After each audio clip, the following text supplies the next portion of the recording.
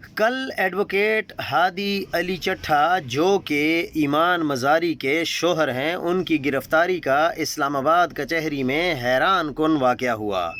معاملہ کچھ یوں ہے کہ کیس کارروائی کے دوران وارنٹ گرفتاری ہمیشہ سے عدالت حاضری یقینی بنانے کے لیے نکالے جاتے ہیں، یعنی اگر کوئی شخص پیش نہیں ہو رہا تو اس کے گرفتاری کے وارنٹ جاری کر دیے جاتے ہیں، اور جب وہ پیش ہو جاتا ہے تو وہ وارنٹ گرفتاری خارج کر دیے جاتے ہیں۔ لیکن کل ایڈوکیٹ ہادی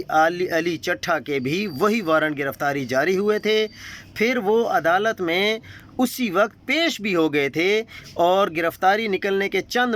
منٹ بعد ہی وہ پیش ہو گئے تھے، لیکن اس طرح عدالتی وارنٹ کا مقصد پورا ہو گیا۔ عدالتی وقت کے تقریباً 2:30 بجے وہ